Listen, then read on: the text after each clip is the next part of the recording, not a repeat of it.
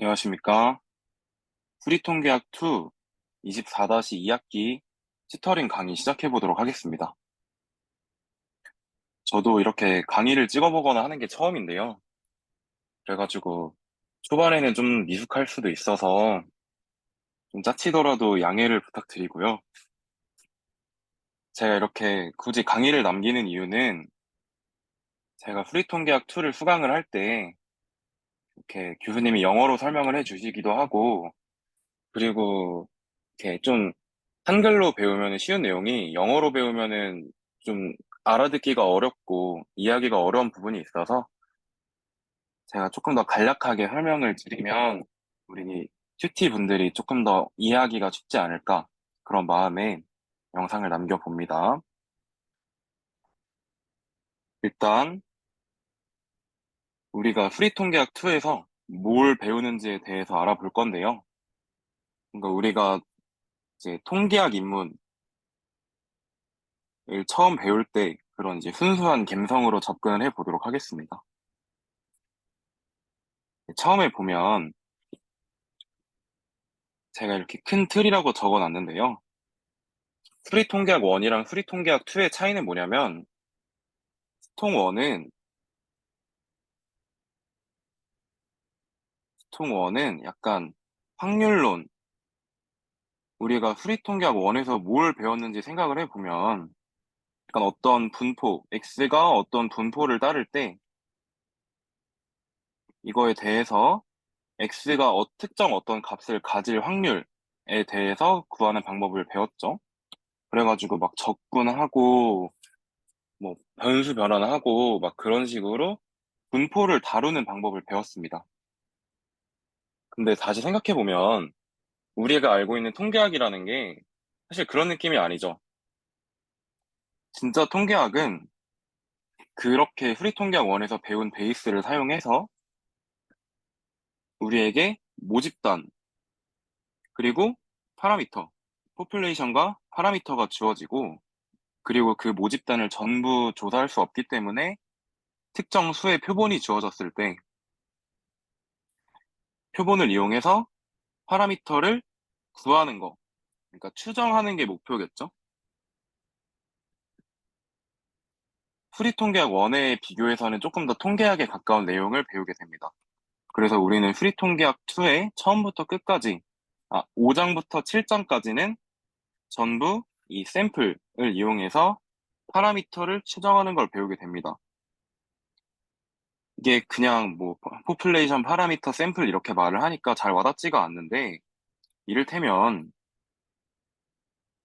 뭐 어떤 예시가 있을지 모르겠는데, 응통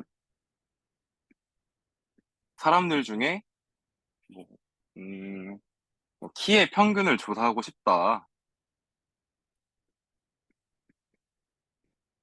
궁금할 수도 있잖아요.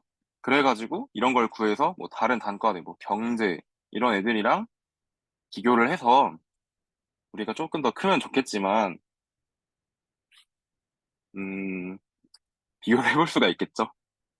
그래서 이렇게 응통이라고 써놓으면 응통 전체가 모집단이라고 볼 수가 있겠고요.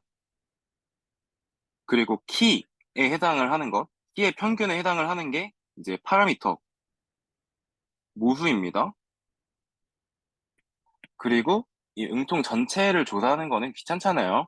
그러니까 만약에 여기서 뭐 누구를 뽑을 수 있을지 모르겠는데, 아무나 한 5명을 뽑는다고 가정을 하면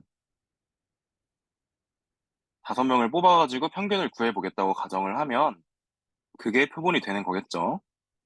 근데 우리가 이거를 진짜 진심으로 한번 해보고 싶은데 이렇게 생각을 해서 한다고 치면 막 그런 사람들 뽑으면 안 될 거잖아요. 막 이제 박성하, 뭐, 또 누가 있을지 모르겠는데 막 김민찬 이런 사람들 한 5명 뽑아놓고 응통 평균 키는 184다, 뭐 186이다 이렇게 뽑아놓으면 안 되겠죠. 그거는 올바른 모수의 추정이 아니기 때문에 우리는 어떻게 하면 이렇게 오류가 없이 표본을 구성해서 구성하는 것 까지는 우리가 배우는 내용은 아니고 표본이 잘 구성되었다고 쳤을 때 이 표본들을 어떻게 다루어서 모수를 잘 추정할 수 있는지에 대해서 배우게 되겠습니다. 그래서 더 디테일하게 말씀을 드리면 이를테면 우리가 진짜 응통키 평균을 구하진 않을 거 아니에요. 구할 수 있는 모수의 예는 뭐 모평균, 그냥 모집단의 모평균, 뭐 모분산, 그리고 모표준 편차 이런 것도 있겠죠. 그리고 회귀 분석에서 배우는 회귀직선의 기울기와 절편 이런 게 있겠죠. 뭐 이를테면은 햇은 y 햇은 베타 0 더하기 베타 1 x 막 이런 거 하잖아요. 그래가지고 이렇게 햇이 씌워져 있는 게 우리가 추정을 한 회귀직선의 기울기와 절편이 되겠습니다. 그래서 5, 6, 7장은 어떻게 표본을 이용해야 어떻게 잘 모수를 추정할 수 있는지에 대해서 배우게 되고요. 그냥 간단하죠. 이 어떻게 표본을 이용할지에 대한 것이 통계량 우리 많이 들어봤죠? 통계량과 대응이 되고요. 그리고 어떻게 잘 할 수 있는지는 좋은 추정량의 성질과 대응이 되겠습니다. 그래서 5장부터 7장까지는 표본을 이용해서 모수를 추정하기 위한 통계량, 추정 통계량을 구성하는 방법을 배우고요. 그리고 추정 통계량이 어떤 성질, 그러니까 좋은 통계량인 거죠. 어떤 성질을 가져야 모수를 잘 추정하는 통계량이 되는지 이런 내용으로 구성이 되고요. 이제 7장까지만 말씀을 드렸는데 8장은 가설 검정에 대해서 배웁니다. 가설 검정에 대해서 배우는데 우리가 앞에서 배웠던 내용과 좀 다르게 어떤 가설 검정이 이제 진짜 좋은 가설 검정인가에 대해서 배우고요. 지금은 막연하지만 그때 가서 배우면 또 괜찮을 거라고 생각합니다. 다음으로 넘어가 보면요. 일단 먼저 표본에 대해서 알아볼 건데요. 이게 표본이랑 통계량이 우리가 다 알고 있지만 약간 막연하거든요. 그래서 뭐 표본이라고 하면 막 이렇게 X1부터 XN까지 쓴 것도 있고 아니면은 진짜 뭐 10명인 집단에서 5명을 뽑았을 때뭐 표본이 1, 3, 7, 9 막 이런 게 나왔다. 이렇게 상수 형태로 나오는 게 표본이라고 생각하는 사람도 있겠죠. 근데 우리가 이제부터 생각할 표본은 확률 변수입니다. 랜덤 베리어블스가 확률 변수죠. 이런 확률 변수가 x1부터 xn까지 있을 때 이걸 확률 변수 열이라고 하기도 하죠. 이 확률 변수 열이 어떤 분포에 대해서 그냥 아무 분포나 상관이 없고요. 대해서 IID일 때 이게 진짜 정말 중요한데요. IID일 때 이건 뭐냐면 Identically Independence Distributed 확률 변수가 여러 개여야 하고요. 그리고 각자 독립이어야 하고 갑자기 펜이 안 나오네요. 그리고 모두 같은 분포를 따르는 경우에 대해서 IID라고 합니다. 우리가 IID에 대해서 막 그렇게 깊게 고민할 필요는 없고요. 그냥 IID다 하면 우리 막 이제 화학 같은 거 하면 뭐 물리, 화학 이런 거 하면 이상기체라는 게 있잖아요. 이상기체는 현실에 존재하기 어렵지만 그냥 좀 공부하기 쉬우라고 만들어 놓은 그러니까 상황을 가정해서 사고 실험을 하기 쉬우라고 만들어 놓은 거죠. IID가 그런 느낌이라서 그냥 막 그렇게 깊게 생각하진 않으셔도 돼요. 그래서 조건이 되게 간단합니다. 그냥 확률 변수가 여러 개가 있는데 이게 여러 개가 있고 독립이면서 같은 분포를 따르기만 하면 얘네들은 확률 표본, 랜덤 샘플을 이룬다고 하고요. 그래서 기억하셔야 되는 건 어떤 분포 fx 세미콜론 세타 fx 세타라고 하겠습니다. 이거는 PDF잖아요. 근데 앞으로는 PDF를 따른다고 많이 쓸 거예요. 이거에 대해서 x1부터 xn이 iid fx 세타면 x1부터 xn은 fx 세타의 확률 표본이다. 랜덤 샘플이다. 라고 말을 하는 거고요. 간단하죠? 여러 개이고 독립이면서 이제 같은 표본을 따르면, 같은 확률 분포를 따르면, 그러면 랜덤 샘플이다. 개나 소나 랜덤 샘플이 될 수 있겠죠. 그리고 다음 정의를 보면 통계량에 대해서 배우게 되는데요. 통계량도 굉장히 간단합니다. x1부터 xn이 랜덤 샘플일 때 그냥 x1부터 xn으로 나타낼 수 있는 모든 함수, 여기선 t라고 나와 있죠? 다음엔 뒤로 가면 뭐 y, 뭐 u 이렇게도 나타냅니다. 이 모든 함수를 통계량, 스태티스틱스라고 하는데 저는 발음을 잘 못해서 통계량이라고 하겠습니다. 이 통계량의 함수, 확률 표본의 함수, 통계량은 전부 확률 변수겠죠? 왜냐하면은 재료가 확률 변수잖아요? 그러니까 다 확률 변수이면서 파라미터, 모수 세타에 대한 정보를 담고 있습니다.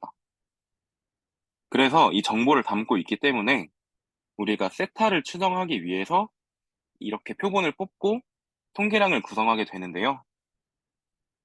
이 t는 세타에 대한 포인트 에스티메이터, 점추정량이라고 합니다. 그래서 점추정량, 뭐 통계량, 추정량, 추정 통계량, 그리고 세타 헷, tx1부터 xn, 뭐 tn 이런 거는 다 통계량을 이용해서 세타를 추정할 시에 대부분 같은 말이 됩니다. 깊게 들어가면은 굳이 따지면 다른데 우리가 공부를 하는 데 있어서 그냥 점추정량, 통계량, 추정량, 추정 통계량 등등이 나오게 되면 아, 그냥 통계량이구나. 또 모수 추정하는 데 쓰겠구나. 이렇게 생각하시면 돼요. 그래서 우리가 간단한 예시를 하나 들어볼 건데요. 확률 표본 x1부터 xn이 fx 뮤 이거 뭐죠? 시그마 제곱이죠. 뮤 시그마 제곱의 확률 표본입니다. 여기 iid를 제가 빼먹었죠? iid를 빼먹었는데 빼, 빼먹었고요. 네. 이게 정규분포의 PDF죠. 이거에서 나왔을 때 같은 말이죠. X라고 하는 거는 그냥 X1부터 XN을 대표하는 전체 확률 표본이라고 생각하시면 돼요. 확률 변수라고 생각하시면 돼요. 이게 정규분포 n 뮤, 시그마 제곱을 따를 때 우리는 우평균 뮤를 추정하기 위해서 표본 평균을 주로 사용을 하죠. 옛날에 통입할 때 생각해 보시면 그렇죠. 막 우평균 추정을 하기 위해서 그냥 자연스럽게 표본 평균을 사용한단 말이죠. 표본 평균은 이렇게 x1부터 xn까지 다 더하는 거니까 다 더하고 n분의 1로 나눠주는 거니까 x1부터 xn 확률 표본의 함수잖아요. 그러니까 표본 평균도 통계량이라고 볼 수가 있겠고요. 이 표본 평균 x반은 그래서 x1부터 xn에 대한 통계량이고 그리고 u에 대한 점추정량이 됩니다. 근데 여기서 우리가 이런 생각을 안 해봤을 텐데 무평균을 추정하기 위한 통계량으로 굳이 표본 평균을 사용해야 할까요? 그러니까 이게 무슨 예시랑 같냐면 아까 응통 전체의 키를 추정한다고 했을 때 그냥 일단 표본을 뭐 한 10명 뽑아놓고 거기서 그냥 한 명 골라도 되잖아요. 한 명 골라서 얘 표본 할래 이렇게 생각해도 되는 거고 아니면은 딱 봤을 때 그냥 2명 뽑아놓고 이 2명의 가중 평균을 해도 되는 거고 아니면은 이상치를 제거하기 위해서 10명을 뽑아놓고 제일 작은 사람이랑 제일 큰 사람, 제일 작은 사람, 제일 큰 사람을 하나씩 제외한 다음에 8명만 표본으로 해도 되겠죠. 그러니까 이거는 하기 나름인 거잖아요. 근데 우리가 평소에 표본 평균을 굳이 쓰는 이유, 대해서 생각을 해보도록 하겠습니다. 여기 밑에 있는 예시 x1 그냥 한 명만 뽑겠다는 거고 3분의 2 x1, 3분의 1 x2 이거는 두 명 뽑아놓고 가중평균을 하겠다는 거죠. 세 번째 n-2분의 1 곱하기 이거는 제가 여기 말했던 대로 그러니까 제일 큰 사람이랑 제일 작은 사람을 제외하는 그런 느낌이죠. 정확히 같진 않아요. 왜 이런 건 쓰면 안 될까? 안 된다기보단 왜 안 쓸까? 왜 표본 평균을 쓸까? 에 대해서 고민해 보도록 하겠습니다.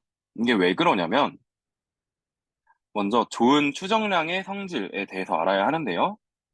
좋은 추정량의 성질은 뭐냐면, 좋은 추정량의 성질 세 가지에 대해서 알아보도록 하겠습니다. 첫 번째로, 이 영어는 못 읽겠고요. 비편향성 아니면 불편성이라고 하죠. 첫 번째가 이게 되겠고, 불편병이 아니고 불편성이죠. 두 번째로, 일치성, consistency가 있겠고요. 이거는 수통 1, 5장? 5장에서 나오죠. 세 번째로 efficiency, 효율성 있습니다. 이거 세 개 말고도 더 있는데 이거는 이제 7장, 6장인가 7장인가에 더 나오니까 그거는 그때 가가지고 더 알아보면 되겠고요. 첫 번째부터 알아보면 이 비편향성은 뭐냐, 불편성은 뭐냐면 우리가 어떤 모수를 추정하기 위해서 모수 세타를 추정하기 위해서 세타 헷을 만들었는데요. 이 세타 헷의 평균을 구해보니까 이게 마침 세타인 거죠. 이런 경우, 이런 경우는 이 세타 헷은 세타에 대한 불편 추정량 또는 비편향 추정량이라고 말을 하게 됩니다. 이게 우리가 고등학교 때 확통 배우면 진짜 헷갈리는 게 막 표본 평균의 평균, 표본 표본 분산의 평균, 막 이런 거 하잖아요. 이런 게 진짜 너무 헷갈리거든요. 아니, 표본을 뽑아놨는데 그거에 평균이 왜 또 있냐. 이렇게 생각을 할 수가 있고, 저도 되게 많이 헷갈렸는데, 이거는 우리가 뽑아놓은 추정량은 통계량이니까, 통계량은 또 확률 변수로 만든 거니까, 아까 말씀드렸듯이 이 추정량은 함수라고 말씀드렸잖아요. 그러니까 이거는 이제 이것 자체로 평균과 분산 등을 가질 수 있게 됩니다. 근데 이게 어째서 좋은 추정량의 성질인가? 그러니까 왜 추정량의 평균이 모수와 같아지면 좋은가에 대해서 생각을 해보면요. 우리가 이렇게 그냥 아무 분포에서 표본을 뽑았다고 가정을 하고요. 이제 비아스드, 그러니까 편향인 경우와 언비아스드, 불편향인 경우에 대해서 생각을 해볼게요. 우리가 추정하고자 하는 모수가 세타인데, 이렇게 표본을 뽑으면 이 분포에 대해서, 이 분포에 대해서 평균 중심으로 표본이 모이게 될 겁니다. 그건 직관적으로 알 수가 있죠. 근데 만약에 이렇게 편향인 경우, 그러니까 평균이 세타가 아니라 6분의 7세타인 경우에는 당연히 세타가 아니라 이상한 데로 모이게 되겠죠. 6분의 7세타 주변으로 모이게 되겠죠. 그래서 이렇게 표본을 뽑는 과정을 여러 번 반복을 하면 이 밑에 그림처럼 이렇게 평균에 대해서 모이게 되는 것이 아니라 이상한 점을 주변으로 모이게 됩니다. 그러니까 직관적으로 추정량이 불편성을 가지고 있다면 더 모수에 가깝게 표본이 나오므로 추정을 하기가 쉽다고 볼 수가 있겠죠? 더 좋은 추정량이 되겠다고 볼 수가 있겠죠? 첫 번째, 불편성이었고요. 비편향성이었고요. 두 번째로 일치성에 대해서 알아보도록 하겠습니다. 이거는 이제 수통 1, 잘 기억이 안 나실 테니까 살짝 복습을 하고 들어가 보면 수통 1에서 Convergence Improvability, 네, 쉽지 않네요, 영어. 확률 수렴이죠? 확률 수렴의 정의에 대해서 배웠고요. 이거는 그냥 어떤 확률 변수 열 xn이 n을 무한대로 보내면 xn과 x의 차이가 어떤 양수를 갖다 놔도 그것보다 작다라는 거고요. 이걸 만족을 시키면 이 확률 변수열 xn이 x로 확률 수렴한다라는 걸 배웠죠. 그리고 convergence in distribution 이거는 분포 수렴인데요.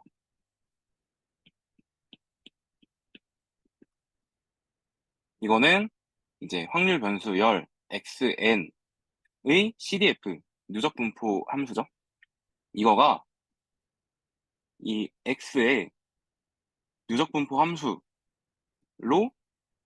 n이 무한대로 갈 때 간다면 똑같아진다면 그러면은 이거는 xn이 x로 분포 수렴을 한다라고 했죠. 이거는 나중에 수통 5장 복습에서 더 자세하게 다룰 거니까 일단 이 정도로 넘어가고요. 그래서 일치성을 알려달라고 했더니 이거 뭐냐 라고 생각하지 마시고 이걸 알아야지 할 수 있어요. 자, 정의를 보면 표본 x1부터 xn에 대한 통계량 tn에 대해서 tn이 우리가 추정하고자 하는 모수인 세타로 확률 수렴을 하면 tn은 세타의 컨시스턴트 에스티메이터, 그러니까 일치 추정량이라고 합니다. 일치 추정량. 이게 어떤 의미가 있냐면 우리가 표본을 많이 뽑으면 많이 뽑을수록 모수에 가까워지면 모수 추정이 유리하겠죠. 그러니까 이게 표본이 뭐 n이 3일 때는 진짜 실제 모수의 값이 뭐 150 정도 되는데 3개를 뽑으면 한 100밖에 안 된다라고 해도 막 표본이 막 50개 이렇게 되면 한 130, 표본이 한 1000개 정도 되면 막 149.8 이런 식으로 점점 실제 모수의 값에 다가가게 되는 그런 경우를 일치 추정량이라고 하고요. 그 성질을 일치성이라고 말을 합니다. 아이고. 세 번째로 효율성에 대해서 배울 건데요. 효율성은 두 추정량을 비교해 봤을 때, 이게 실제로 이런 느낌은 아닌데요. 그냥 간략하게만 다뤄보면 두 추정량을 비교해 봤을 때 분산이 더 작은 추정량이 모수를 추정하는 데 유리하겠죠. 예시를 보면 제가 이거 그냥 비슷하게 그려봤는데요. 그러니까 둘 다 불편 추정량인 경우에 이렇게 효율성이 낮은 경우는 분산이 크겠죠. 분산이 작으면 효율성이 높은 거니까요. 그러니까 이렇게 막 표본이 이 세타 주위로 이게 넓게 펼쳐져 있고요. 반대로 효율성이 높은 경우는 이렇게 세타 주위로 표본이 되게 밀집되어 있겠죠? 분산이 작으니까.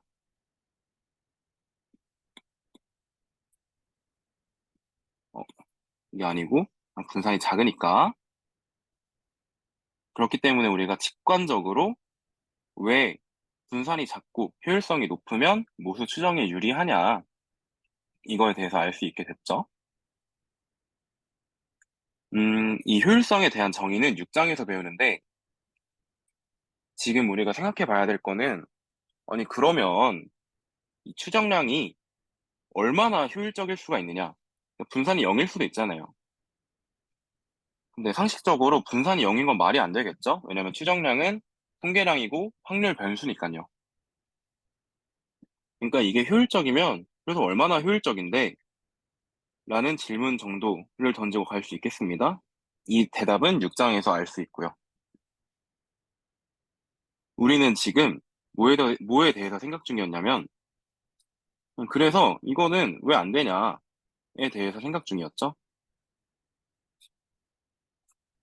이렇게 좋은 추정량의 성질에 대해서 알아봤으니까 우리가 이제 그 질문에 대한 답을 해보도록 하겠습니다.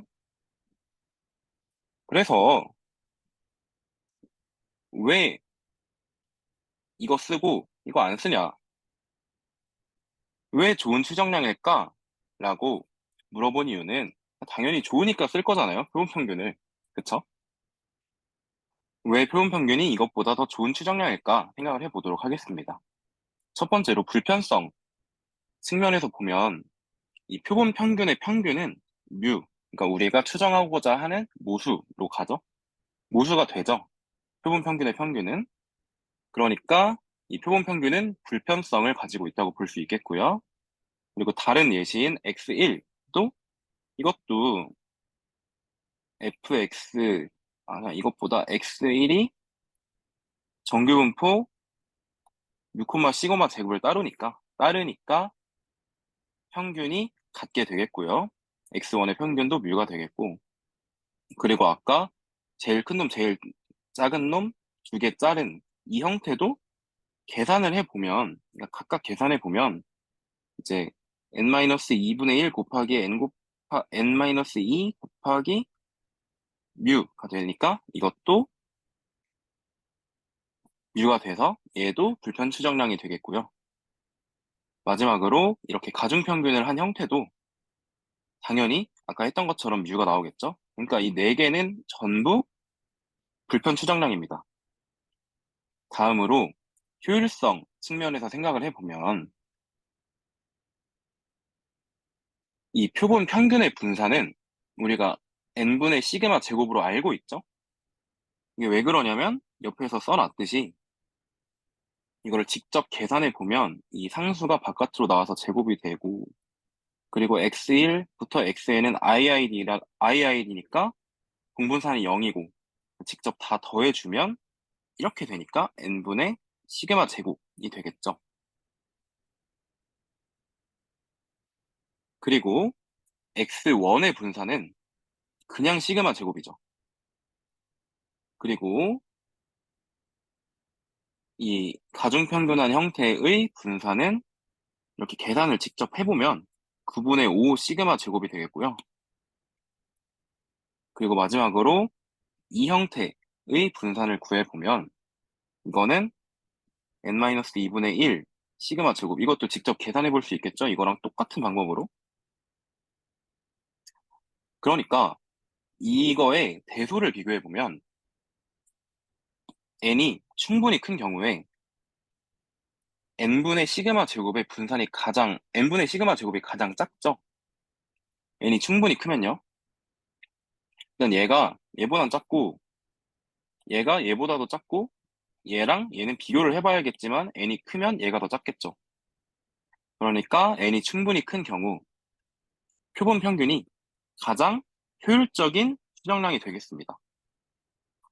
세 번째로 일치성을 고려해 보면 여기에서 이 가중평균이랑 이거는 판단 대상이 아니에요. 아니라기보다는 이거는 확률 변수 열이 아니죠. 그러니까 n에 대한 함수가 아니라는 거죠. 아니니까 n이 뭐 무한대로 가든 뭐 어디로 가든 간에 얘네는 변하지가 않을 거예요. 그러니까 판단 대상이 아니기도 하고 컨시스턴시한 추정량이 아니겠죠. 그치만 우리가 표본 평균은 옛날에 스톡 1 5차 때, 5장 때 순수의 약법칙 이제 뭐였더라? 위크로우 오브 라지 넘버에 의해서 이거는 또 뒤에서 다룰 거니까 그냥 이 표본 평균은 무평균의 확률 수렴하게 됩니다. 이런 정리가 있었어요. 그러니까 이 표본 평균은 뮤의 일치 추정량이 되겠죠. 그리고 아까 이것도 n-2개 표본의 표본 평균이잖아요. 그러니까 이것도 똑같은 방법으로 뮤로 수렴하게 됩니다. 똑같이 큰 수의 약법칙을 사용해서요. 근데 우리가 이렇게 각각 보면 뭐 불편 추정량인 것도 있었고 일치 추정량인 것도 있었고 그랬지만 다른 추정량 다 모든 성질을 다 고려해 보면 이 X반은 불편성, 일치성을 만족하고요. 그리고 우리가 생각해본 예시 중에서 가장 분할이 작죠. 그러니까 좋은 추정량의 성질에 의해서 가장 좋은 추정량이 됩니다. 느낌이 오시죠? 그러니까 우리가 앞으로 수통2에서 다루게 될 내용은 수통2 이런 느낌입니다. 처음에 말씀드렸듯이 모집단이 있고 모집단에 모수가 있고 여기에서 표본을 뽑으면 표본을 뽑게 되면요. 여기서 통계량을 만들어서 이거를 추정하겠다는 거죠. 모수를. 그리고 이 통계량이 어떤 성질을 가져야 이 추정 통계량이 어떤 성질을 가져야 가장 좋은 추정량인가에 대해서 계속 다루게 됩니다.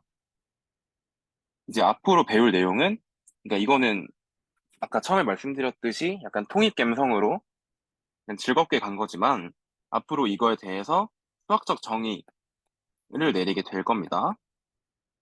근데 뭐 이거랑 크게 다르진 않고요. 그냥 조금 더 조금 더 엄밀하게 들어가는 거라고 생각하시면 됩니다. 첫 번째 강의는 여기서 마치겠습니다.